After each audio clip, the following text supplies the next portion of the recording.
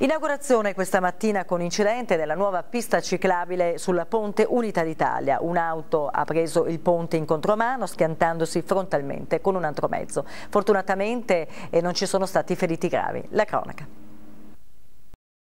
Poteva essere una normale inaugurazione se non ci fosse stato di mezzo un incidente tra due auto.